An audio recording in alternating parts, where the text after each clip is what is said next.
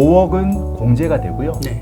각각 자녀 수마다 독립적으로 그 한도 적용이 돼요. 도소매업은 안 돼요. 번 돈을 가지고 네. 다른 거 창업하는 것도 안 돼요. 개인 사업자한테 받았는데 이제 법인으로 전환할 수 있잖아요. 네.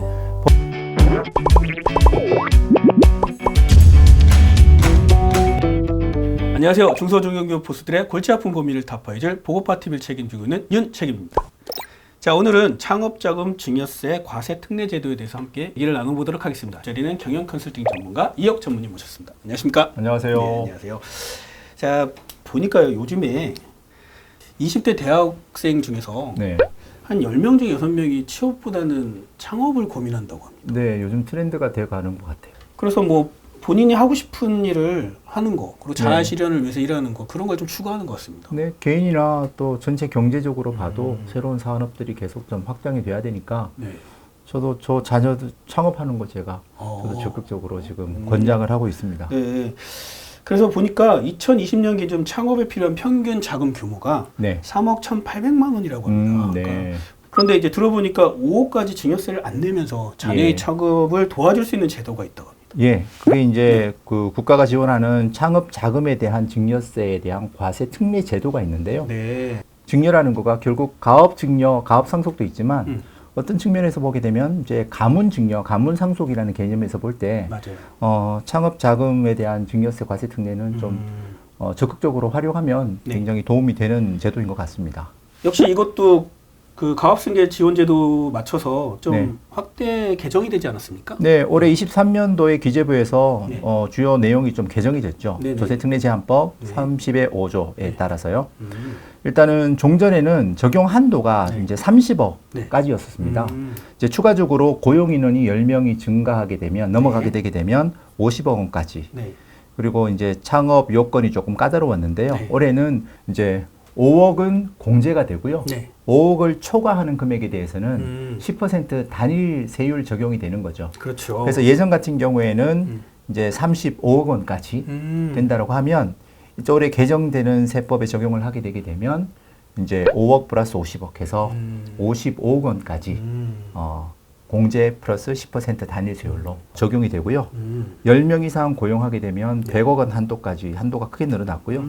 창업으로 인정하는 중고자산의 매입 비율이 30% 이하라면 네. 그것도 창업으로 인정을 해주겠다. 그렇게 적용이 됐습니다. 그러니까 적용이 5억 원은 됩니다. 공제해주고 초과하는 범위 내에서는 예, 예. 50억까지 네. 10%. 10% 단일 세율입니다. 기존의 일반 증여하고 합산이 되지는 않죠. 얘는 별도로 네, 가업승계 별도로. 제도처럼. 예, 따로 분리해서 맞습니다. 네, 특례 적용을 합니다. 네, 그러면 이 창업 자금에 대한 증여세 과세 특례도 요건이 필요할 것 네, 같습니다. 요건이 있습니다. 일단 간단하게 설명을 드리면 네. 이제 수증자 요건이 있어요. 수증자는 18세 이상 거주자인 자녀. 네. 근데 수증인 수와 관계없이 네. 각각 과세 특례 적용이 됩니다. 오. 그래서 보통 증여 특례나 상속 공제 같은 경우에는 총 한도 내에서 받는 자녀들이 안분을 하도록 그렇죠, 되어 있는데요. 그렇죠. 이 창업자금 증여 특례는 네. 각각 자녀 수마다 독립적으로 그 한도 적용이 돼요. 네. 네, 그래서 굉장히 큰 장점이라고 볼 수가 그러니까 뭐 있고요. 딸 아들이 있으면 너 네. 50억, 너 50억 해줄 네, 수 있다는 그게 거예요. 가능합니다. 오. 네. 그리고 증여자 조건은 네. 60세 이상인 부모이면 네. 다 가능합니다. 음. 그래서 증여 특례 같은 경우에는 이제 그 법인 사업자만 가능하잖아요. 그렇죠. 주식을 주는 거기 맞아요. 때문에. 근데 창업자금 증여 특례 같은 경우는 그런 조건 자체가 없습니다. 네. 네. 그리고 증여 물건에 대해서는 일단 기본적으로 양도세 과세 대상이 아닌 재산 주는 걸로 되어 있습니다. 현금, 예금, 소액주주, 상장 주식, 국공채나 회사채 같은 채권 같은. 그래서 이제 토지나 건물, 부동산에 대한 권리, 네. 주식 또는 출자 지분 등은 제외가 됩니다. 이제 양도세 과세되는 거기. 한마디로 가장 많이 주는 게 현금이겠네요. 그렇죠. 네. 일단 부동산 같은 경우에는 원래 이제 매각을 해서 양도세를 물고 현금화해서 그렇죠. 주는데 부동산을 뭐 바로 증여특례를 하게 되면 창업자금 증여특례 하게 되게 되면 네. 양도세 과세적인 측면에서 이제 형평성이 문제가 되는 거죠. 맞는 말인 것 뭐 같습니다. 그렇게 이해를 하시면 될 것 네네. 같습니다. 그리고 창업 기간 및 자금 사용 기한이 법적으로 정해져 있는데요. 네. 창업 자금을 받게 되면 2년 이내에 반드시 창업을 해야 됩니다. 그래서 이제 창업에 대한 해당 업종 18개가 있는데 네. 그 해당되는 업종을 창업해야 되고요. 네. 증여받는 날로부터 4년 되는 날까지 창업 자금을 창업 그 목적에 모두 사용을 해야 됩니다. 네. 네, 그런 큰 조건이 있습니다. 그렇구나. 자, 그러면 저기서도 지금 나왔지만 창업 중소기업 등에 해당되는 업종을 하라고 했어요. 네네. 그걸 해야지만 이걸 해주겠다는 건데 네. 그러면 그걸 따지기 전에 창업. 네. 이 창업이란 뜻은 어떻게 봐야 될까요? 창업이라는 거가 말 그대로 네. 새로운 사업을 만드는 거죠. 그래서 일단은 기존의 창업에 해당이 되지 않는 경우가 있거든요. 네네네. 그 경우는 기존의 사업을 뭐 합병이나 분할 현물 출자 또 사업의 양수통해서 종전의 사업을 그대로 승계하는 것 이거는 네. 창업으로 보지 않고요. 또 종전에 사용되던 자산을 인수 매입을 해서 동종 사업하는 경우. 네. 그런데 지금 이제 개정세법에서는 기존 사업에서 사용하고 있는 자산을 네. 30% 이내로 내가 매입하는 거는 해주겠다. 그 창업으로 인정을 해주겠다. 좀 이렇게 완화가 됐습니다. 네. 그리고 개인 사업자가 법인으로 전환하는 것도 창업으로 보시고 있지는 않고요. 네. 또 폐업했던 사업을 다시 창업 개업하는 것 이것도 창업으로 보지는 않습니다. 네. 그리고 이제 다른 업종을 기존 사업하는 그 업종에 단순 추구하는 건 창업으로 보지를 않아요. 그러면 이게 창업이면 이제 창업의 의미를 알았으니까 아까 말했던 그런 업종, 창업 중소기업 등에 해당되는 업종은 어떤 게 있을까요? 네. 일단 그 조특법에요. 6조 3항에 창업 중소기업 등에 해당하는 업종 정확하게 18개가 네. 명기가 되어 있어요. 근데 이제 좀 유의하셔야 될 거가 많은 대표님이 좀 실수하시는 것이 여기 18개 업종 중에 도소매업은 빠져 있습니다. 그러니까요. 예. 도소매업은 안 돼요. 또 전문직이 만약 의사나 변호사 네. 같은 전문직이 창업을 하기 위해서 뭐 건물을 매입한다거나 임차를 하는 그런 부분들은 또 인정을 하지를 않아요. 그렇죠. 네. 하나 또 유의하셔야 될 거는 이제 음식점이 포함이 되거든요. 네. 근데 음식점 중에 카페는 또 빠집니다. 아. 예. 그래서 이제 창업을 고려하실 때는 그런 업종 요건을 1차적으로 한번 잘 검토를 하셔서 네. 요건에 적용되는 업종인지 먼저 좀 보셔야 됩니다. 그러니까 웬만한 건 다 되는데 대표적으로 도소매업, 그다음에 네, 뭐 음식점 중에선 카페 네, 예. 이런 게 안 된다. 예, 그렇게 안 된다. 네, 자, 보시면 됩니다. 그러면 뭐 가업승계 지원제도도 마찬가지지만 창업자금 증여세에 관련돼서도 사후 관리가 필요할 것 같습니다. 네, 그럼요. 그 어쨌든 법에서 세제 지원들을 해주는 거잖아요. 네. 그래서 세금을 크게 감면을 해주는 거기 때문에 반드시 그 사용 목적에 맞게 사용했는지에 대한 사후 관리는 굉장히 엄격하다 네네. 보시면 되고요. 일단 창업 자금에 대한 사용 명세서를 제출을 해야 됩니다. 네. 그리고 이제 상업일이 속하는 달의 말일, 네. 창업일이 속하는 과세연도부터 4년 이내에 네. 창업에 사용했다라는 그런 거에 대한 신고도 정확하게 해야 됩니다. 네. 그리고 창업자금 제출 서류는 증여받은 창업자금의 내역, 네. 그리고 증여받은 창업자금의 사용 내역, 네. 또 이를 이제 확인할 수 있는 사항들, 그리고 증여받은 창업자금이 50억 원을 초과하는 경우에는 고용이 10명 이상 돼야 그렇죠. 된다고 했잖아요. 그래서 고용 내역을 확인할 수 있는 사항도 다 첨부를 해야 되겠죠. 네네. 그리고 만약에 여기에 대한 사후 관리에 대한 위반을 했었을 때는 네. 여기 추징이 있거든요. 네. 그래서 일반 증여세 추징이 됩니다. 그런 경우는 일단 뭐 사용 명세서 미제출하거나 좀 네. 불분명한 경우, 또 2년 안에 창업을 하지 않은 경우나, 네. 그리고 법에서 정하는 요건 외에 다른 업종을 창업한 경우, 네. 4년 이내에 목적대로 다 사용하지 않는 경우, 음. 그리고 10년 이내에 이 창업 자금을 해당 사업 용도 외로 사용한 경우, 오. 예, 그리고 10년 이내에 폐업해도 안 돼요. 어. 예, 휴업해도 안 됩니다. 그쵸, 그런 다 경우에는 예, 특례받았던 자금 전체를 일반 증여세 과세를 하게 돼요. 네, 좀 다양한 경우를 봐서 네. 대비를 해야겠네요. 네. 그래서 좀 유의하셔야 될 부분들이 증여 특례 같은 경우에는 사후 관리가 5년으로 축소가 됐어요. 맞아요. 네. 그래서 예전에는 10년이었다가 7년, 5년 줄어드는데 네. 우리 창업자금 증여 특례는 사후 관리 기간이 10년입니다. 예. 그래서 10년 이내에요.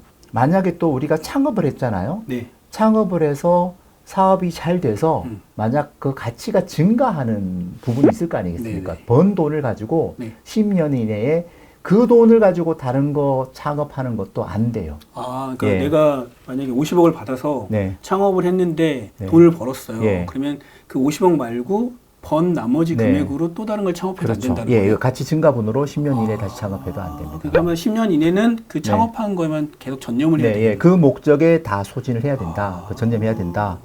그래서 폐업하려면 망해서 폐업해야 된다. 예, 망해서 폐업하는 건 못 써. 어쩔 수 없고. 예, 예. 뭐 성실하게 사업을 하다가 그러니까요. 그래서 이제 창업자금 증여 특례를 할 때요. 네. 내가 이 사업이 10년 동안 정말 성공할 수 있는 사업인지에 대한 부분도 잘 검토하셔서 하셔야 됩니다. 그러네요. 이게 네, 지원되니까 무조건 돈 받아서 할 게 아니네요. 네, 네, 그럼요. 그리고 또 한 가지 이제 조금 법 해석이 좀 요연해진 부분들이 네. 예전에는 창업자금 증여 특례로 받았던 그 창업자금을 창업한테 필요한 부동산 매입을 하면 안 된다고 예전에 했었거든요. 맞아요.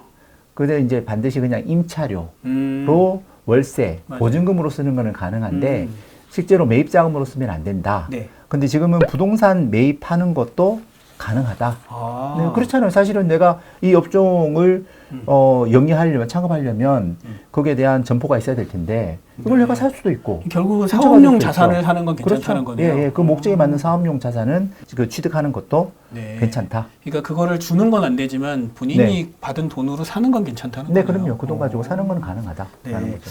그럼 이게 보니까 참 어떻게 해석하냐에 따라서 되게 헷갈릴 것 같아요. 예, 그래서 예. 이제 이 국세청에서 이제 창업자금 관련 증여세 과세 특례에 대해서 몇 가지 Q&A가 올라온 게 있어서 그걸 한번 네. 오늘 확인해 보도록 하겠습니다. 네. 먼저 중소기업 창업 후 모친으로부터 자금을 추가로 증여받아 공장 취득에 소요된 대출을 상환하는 경우 네. 과세 특례 적용이 가능한가? 네. 뭐 이 부분은 명확해요. 창업 후에 대출금 상환 목적으로 부모님한테 뭐 창업자금 지원 받아서 특례 받아가지고 가는 것들은 인정되지는 않습니다. 어차피 창업 자금에 대한 사용 명세를 제출해야 되잖아요. 그 명세에 네. 내가 이 공장을 취득하겠다라고 하는 그 자금을 직접 증여받는 건 상관이 없으나 그 취득한 자금의 대출 상환으로는 어렵다. 한마디로 사는 거는 괜찮았는데 네. 그 사기 위해서 대출 받았던 네. 돈을 상환하는 목적으로 네. 쓰면 안 된다. 예. 두 번째 질문이 A 장소의 주유소를 계속 영위하고 있는데 별도 B 장소에 창업자금으로 토지와 건물 및 주유 설비를 투자하는 경우 과세 특례 적용이 가능한가? 네. 결국은 창업성을 인정받을 수 있느냐 없느냐의 문제이거든요. 그렇죠. 그래서 현재 다른 장소에서 동종 사업을 영위하거나 네. 다른 업종을 단순 추가하는 것들은 이건 창업으로 보지를 않습니다. 그래서 이제 특례 적용이 되지 않는다라고 보고 있는 거고요. 네. 네. 자, 그 다음이 창업자금을 증여받아 1년 이내에 창업을 한 자가 새로 창업자금을 증여받아 그 자금으로 증자를 하는 경우 네. 과세 특례 적용 가능한가? 네. 일단 당초 창업자금 중소기업의 사업과 관련해서 네. 적용하는 경우에는 그 창업자금에 대한 한도 범위 내에서 추가적으로 증여받는 것들은 인정을 해줍니다. 결국은 내가 받았던 금액으로 창업을 했는데 좀 더 필요해서 더 받아서 네, 예. 내가 하고 있는 창업하고 있는 거에 대해 하는 건 상관이 없다는 예, 상관이 거네요. 없습니다. 사업 등록 후 60세 이상 부모로부터 창업자금을 증여받아 생산시설을 마련한 경우 과세 특례 적용 가능한가? 사업자 등록 이후에 증여받았던 자금으로 뭐 그 사업에 필요한 기계 장치를 다시 취득했다고 하더라도 네. 이 창업 자금에 대한 증여세 적용은 해당이 되지 않습니다라고 하는 판례가 있네요. 네, 결국 네.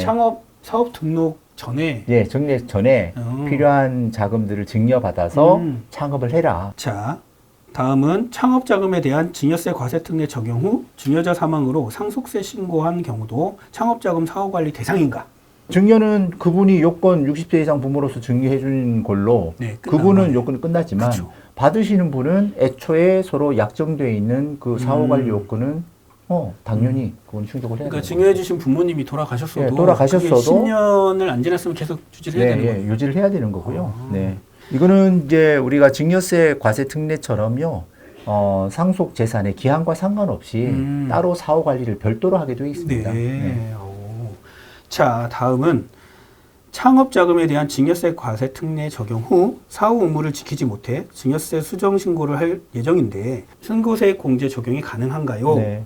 일반 증여세와는 달리 네. 이렇게 특례 적용을 받는 창업 자금에 대해 가지고는 새로 증여세 신고 납부하는 경우에 네. 이제 세액공제 적용되지 않습니다. 얘는 세액 공제가 예. 안 되는 거네요. 예. 자, 마지막으로 창업자금에 대한 증여세 과세특례 적용 후 매출액 증가로 개인사업 폐업 후 포괄양수도 방식으로 법인 전환하는 경우 사업관리 위반인가? 네. 이월과세 적용받을 수 있는 양도 양수, 포괄 네. 양수도 같은 경우에는 창업 자금에 대한 이제 증여세 과세 적용을 개인 사업자한테 받았는데 이제 법인으로 전환할 수 있잖아요. 네. 법인으로 전환하더라도 이월과세 적용받을 수 있는 포괄 양수도 방식으로 하셨다라면 그렇죠. 예, 동일하게 음. 적용이 되고 네. 사후관리 위반 사항에 적용되지는 않습니다. 결국은 이거는 개인 사업자를 포괄양수도로 해서 네. 법인을 전환했기 때문에 그게 쭉 네. 이어진다라고 예, 보는 거네요. 그럼요. 조특법 32조의 현물 투자나 사업 포괄 양수도 방식으로 법인 네. 전환하는 경우에는 가능하고 음. 뭐 부분 양수도 같은 경우에는 해당이 되지는 않습니다. 그렇겠죠. 부분 네. 양수도 아무래도 안 되겠죠. 네, 네.